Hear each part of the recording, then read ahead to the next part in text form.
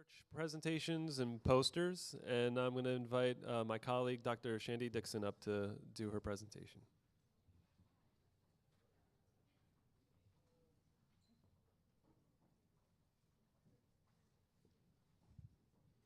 Hi, everyone. You all made it to the last day. I know you've just had lunch, and I hope that this is engaging, and I'm the only thing standing in your way before you actually get to interact with some researchers and start to see their posters. Before I start off, I just want to introduce myself. My name is Shandy Dixon, and I work with the Build Exito program. I'm actually a career mentor. I work as a faculty lead on the summer programming, and I'm also the research learning community coordinator. So I have the awesome job of doing all of the matchmaking for the students with their research mentors. So it's an amazing job.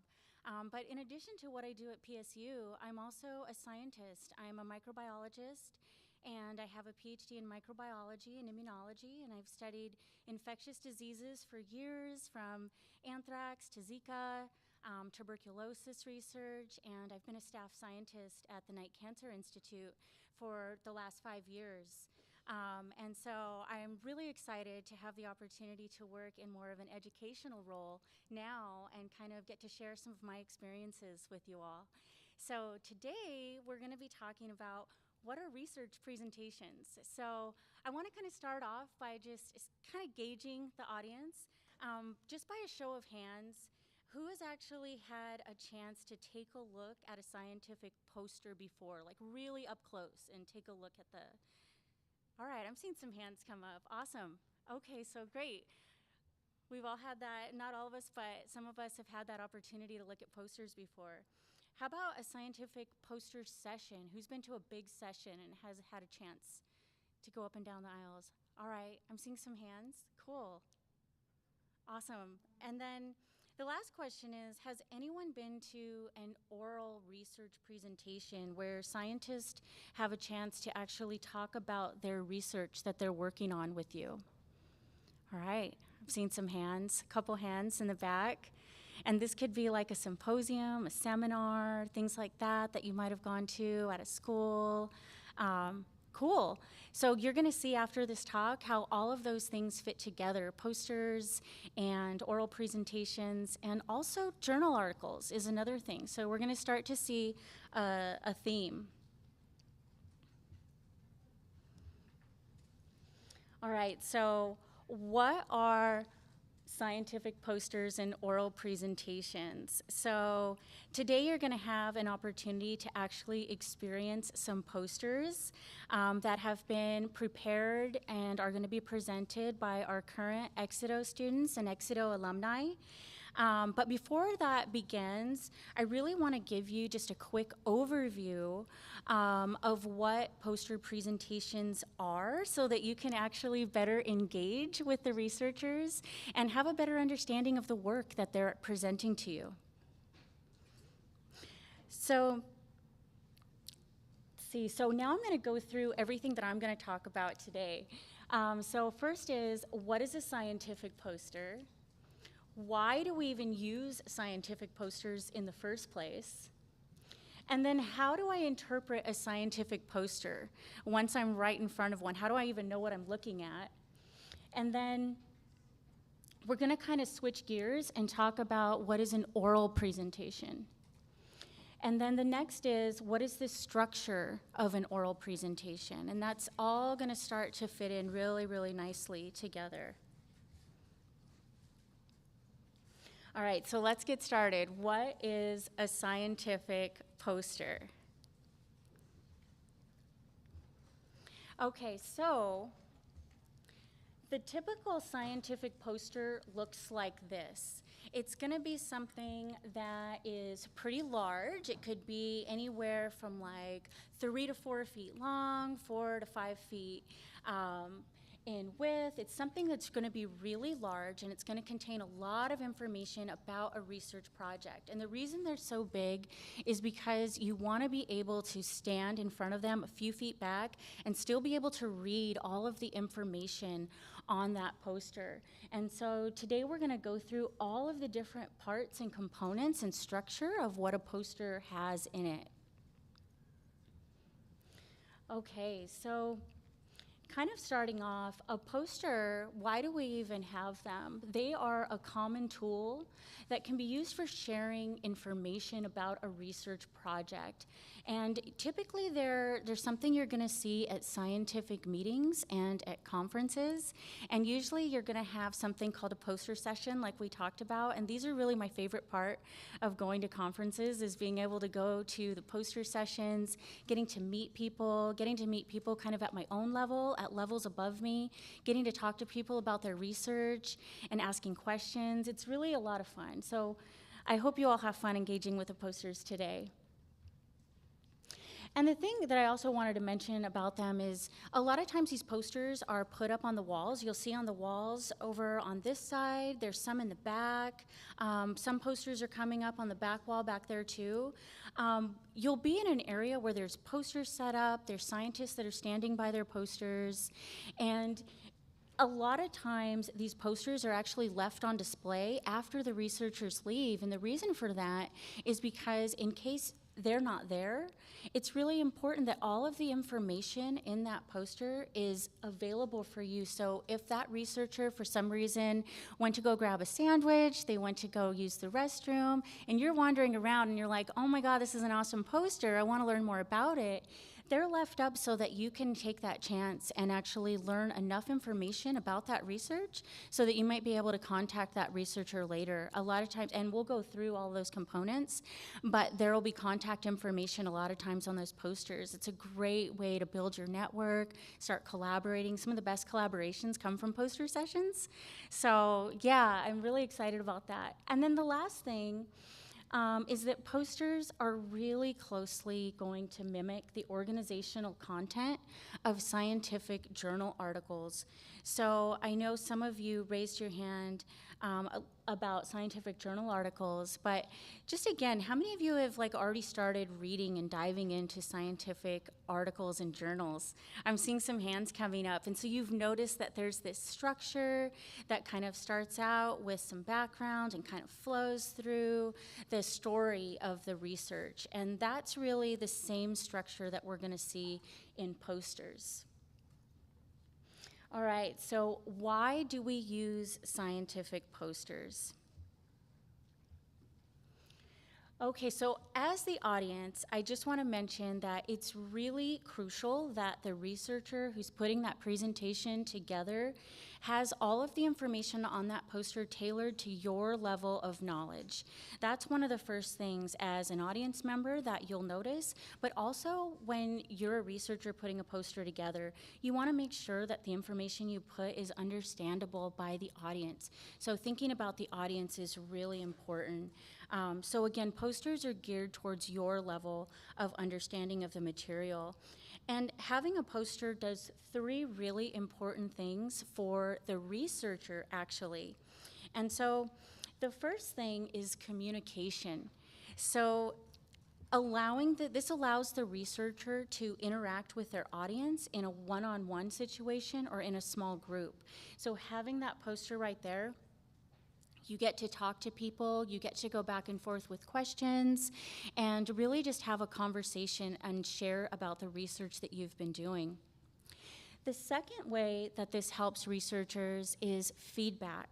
So posters give the researcher plenty of opportunities to actually measure the reaction of the audience to what they're saying, to their findings, and get a chance to listen to important feedback. So in poster sessions, you have a chance to ask questions about the research, about the results, about the findings, and a lot of times your questions can actually spark new ideas, new avenues of research.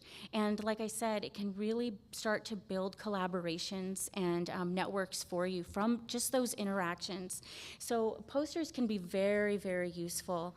The third thing is practice. So for researchers, it can be kind of hard to communicate your science. That's one of the things we hear about scientists, is that we need to get better at communicating the research that we do. And so posters actually allow researchers a better opportunity to discuss their research in a more personal setting, more than in an oral presentation. Kind of like this, where we don't have that chance to go back and forth and we don't have that give and take of questions, but in a poster session, you have a lot more interaction. Okay, so the third thing is, how do I actually interpret a scientific poster? So now you kind of have an idea about what a poster is, maybe why they might be useful to the researcher, and you're at this poster session. How do you interpret what you're looking at? And so what I'm going to do is actually go through all of the components of a poster step by step, so that way you can kind of get an idea of what's in the posters, and kind of have an understanding of what to expect as you're going through them. So at the top of the poster, what you'll usually see is that there's a descriptive title of the work with the authors that contributed to that work. And so we'll go in a little bit closer, and just looking at this, what you can see here is that you have, and this might differ between disciplines, but you'll have some very descriptive title of what the research is that gives you an idea of what you're going to be looking at. Then you have the authors of that poster. And so in this case, we have one author, but a lot of times you'll see multiple authors. And in general, the first author is usually the person who was leading that research project, who probably did the majority of the work, and could be potentially the person, usually is the person who's presenting the poster. Now, if there were more presenters on this list, the last author is actually usually the principal investigator, or PI. You may have heard that term before. And that's the person who's in charge of the research group.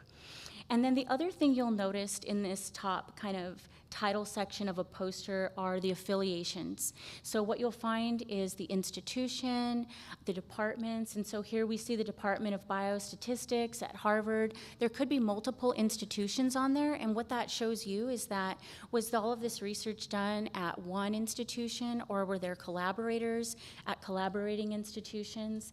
So there's a lot of information you can pull out of a poster just from that title. The other thing I just want to say is when you're looking at posters, maybe you're at a bigger poster session and there's people from all different universities, this is a great way to think about places you might want to go and do research eventually, knowing what kind of research is being done at these institutions. All right, and then kind of moving on, going through these sections, the first section I want to talk about is the introduction, the background, and the abstract. So within the body of the poster, and we'll kind of zoom in there, is what you'll find, like I said, the intro, the background. This could also be an abstract, and this is designed to briefly summarize the significance of the research. And so if we zoom in just a little bit closer, what we'll see is that this is a very, very helpful section to start off with. I suggest when you're looking at posters, go straight to that background or that abstract. This really helps to familiarize yourself with the topic. It gives you most of the information you need to know to decide whether you want to dive in even deeper. If you want to look at the rest of the poster, sometimes you might be in a room with 30, 40 posters. So looking at the abstract gives you an idea of this is something that you really want to look into even further. And included in that introduction is usually a separate section that has a description of why the study was done, why it's important, and what its significance is. You'll find that all in that frontward section. And some posters, as I keep kind of mentioning abstract, they're not always required for posters, and sometimes they will be, but an abstract actually contains a summary of the entire study, including the results. But that might not be there, so you might just see a background, but it still gives you a great idea of what that poster is going to be about. And so after defining the hypothesis and really introducing the research, what you'll find is a method section. a methods and materials section, and we'll look in just a little bit more closer. And so what I'm showing you too, and you'll notice, is these are all different posters. They all contain these same elements, but kind of in a little bit different format. So that means there's a lot of room for you to be creative when you're designing your posters as well. But in this method section, what you're going to find here is really an outline of all of the tools that were used, all of the techniques that the researchers used to answer their question. And this is all relating back to that hypothesis. And sometimes there could be a rationale for why the author chose to do specific methods. That could be included. A lot of times you'll see tables or figures, even flowcharts. A lot of times that's a really great way to illustrate the experimental design and techniques that you did, and it shows the sequence of events. The next section is the results section, and so this is really the main focus of the poster. This is kind of the heart of it right there. And so we'll zoom into the results section. And when you're looking at this, you might see it in a few different ways, but typically the results represent all of the data that was collected during the project. And this can be displayed using figures. It could have text and images. Here we see a big image. There could be a bulleted list. There could be different tables, but most of the time you're going to find there to be some sort of a text description that accompanies those figures, and that's going to be the figure legend. And that's where if you see a figure in the results section, you're not too sure what it means, it could be a lot of numbers, go straight to that figure legend, and that will provide you more information about that particular experiment and about what those results mean. But one thing I want to point out is that the results are really intended to display the major findings of that research project. So you wouldn't put in all of the experiments that you did and all of the figures and everything you've been working on over maybe the last year or two, but what you want to put in are those main findings that really help to tell your story. When you start getting results and you start doing research, you'll want to make sure that you document them really well, because those are going to be the things that you use to represent your research. And then there's this summary and conclusion section. This section actually recaps and interprets all those results that you just looked at. And this is all, again, within the context of that big question or the hypothesis. So the summary and conclusions is another one of those sections, like the intro and abstract, that I tend to go to first before I dig into all of the meat of the poster, because it gives me an idea of if this is something that I really want to learn more about. And so just kind of zooming in here, what we're looking at is a summary and conclusion section. And you can see that this author kind of bulleted their findings with sort of a description about those findings. And what it is still relating back to that hypothesis. They're stating what their results are and why this is important in the context of their bigger overall goal and research question. And then a final section you'll see on many posters is the section that is where you see the references, the acknowledgments. You might find future studies here, contact info. This is going to vary from poster to poster. But what you'll notice on this screen is that we've kind of been going in an order. We started out on the upper left, and in a lot of posters, it kind of follows that, where you start up there, and in some fashion, you end up down on the lower right. So you'll usually find those acknowledgments down there. And if we zoom in on that, the acknowledgement section isn't just acknowledgements. Like I said, this could be a list of references. It could be a list of funding sources. It could also be, let's say you were doing clinical trials. It could be a clinical trial registry number. But it's where all of that information goes that really didn't fit within the other sections of the poster.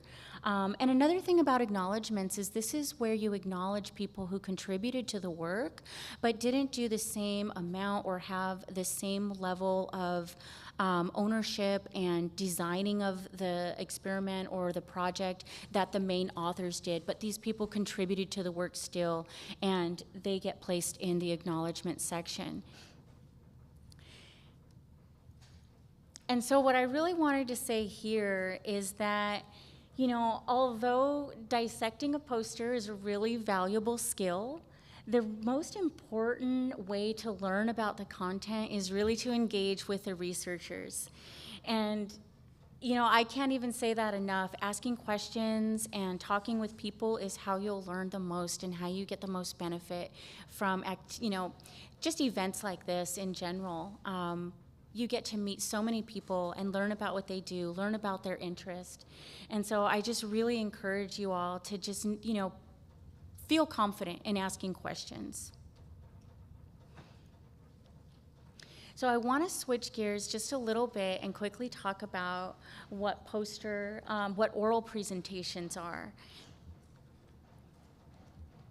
And so okay, so what is an oral presentation? So oral presentations are very formal research-based presentations that are actually given to report on the research project and the research findings, just like a poster, but they're usually accompanied by slides. So if you think about the poster and all those different sections, a poster can easily be converted into an oral presentation. So that's one thing keep in mind is once you've built one poster and you're asked to give a talk, you're not starting from scratch. You have all of that material, so you can take all of that and turn it into a nice PowerPoint presentation. And most often you'll see oral presentations at conferences, scientific meetings, research symposiums, again at seminars at your university. And what I want to also highlight is that oral presentations, just like posters, they don't include every detail of the study.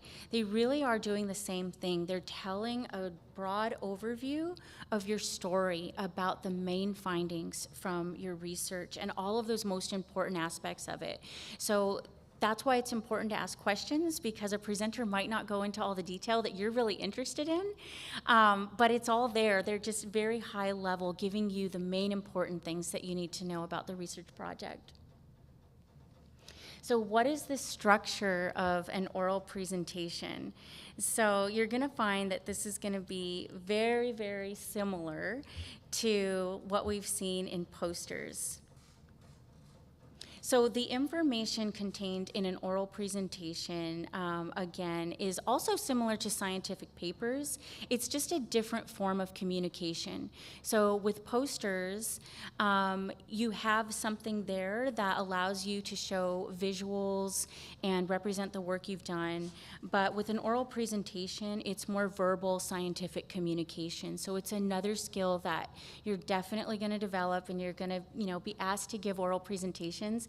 But building those posters, documenting all of your research, taking good notes is going to make it so much easier when you're asked to talk about your research. And so the components of these oral presentations usually start with a title. They'll then go into an overview of the talk where the researcher will tell you about what they're going to be talking about. And this is going to then be followed by the background information. This is where the researcher gives everyone in the audience an understanding, again, of why the research was done, what else is known about the topic. That's another really important thing that could be important to understand why the research project was even started, knowing what the questions are in the field, knowing what's already been done and what's unknown. A lot of those unknowns where people haven't started to do research yet are the things that start new research projects. So all of that comes in the background and kind of sets up that question for why the research was done. And then the next thing is that methodology, and we saw this in the methods section of posters. And again, this is talking about how the research was conducted. And then comes the section on the data collection. This is going to look a lot like that results section in the posters. You're going to see lots of charts, you're going to see graphs, you're going to see different visual ways to represent all of the data that the researcher collected. But in an oral presentation, you might hear a lot more interpretation about what the data actually means. Where the poster, you're seeing those numbers, you're seeing those charts and graphs, and you'll have to ask the researcher researcher about that. But in oral presentations, that's all part of it, is talking about what that data means. And that kind of leads to the next part, which is talking about the implications of the research, or really the suggestions for future research. That's also a really important part of research presentations is the oral presentations and the future directions. You really want to let the audience know what the next steps are. And then finally, the researcher will talk about the possible conclusions from the findings. So what they collected and what the data means and what they've concluded from it is going to tie that whole presentation together. And finally, the last part, I would say, is one of the most important parts, and I keep suggesting asking questions, is the Q&A session. And so that's the awesome part about oral presentations, because you have the researcher right there in front of you. This is the person who did the research, who knows that research very closely. So if you have questions, now's the time to ask them about their research. And then moving on, you are the audience. And so the researcher's telling you about what they've done, but you also have a huge role in oral presentations. And this is because you are able to engage with the researcher and you're able to ask questions. And so there's a few different things that you as an audience member can actually do. And so I would suggest, if you're listening to a presentation, you hear something you're really interested in, you can start taking down some notes. If there's something you didn't understand, write that down as you're listening. So in that Q&A session, you can start asking those questions. You'll have those ready to go.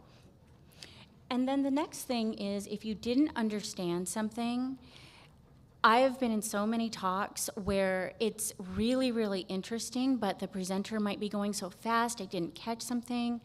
I would definitely say, again, ask those questions, because you can ask the researcher, can you go back to a certain slide? And then we can go ahead and they can clarify, they can talk about it in more depth. And the last part I just really want to say is, always remember, there are no dumb questions at all, because we're all sitting there thinking and processing and taking in a lot of information, but everybody, has different questions, but when somebody raises their hand, I feel so excited and sometimes relieved, because I get really nervous asking questions. But I guarantee you there's probably somebody else in the audience who's going to be really happy you asked that question, and you're going to be helping out everyone around you. So don't be afraid to ask any question at all about the research that's been presented. And so that was kind of a very quick introduction to posters and to oral presentations. I hope that was helpful, just to think about what posters look like and how you might be able to think about making them for yourself. But yeah, this is the Q&A, so if anyone has questions, please feel free to ask me. Yeah. Otherwise, this was the last part before you actually get to interact with researchers. So please connect with me if you have any questions at all. If you think of something after this, let me know. Otherwise, thank you all so much for listening, and I hope you enjoy the posters.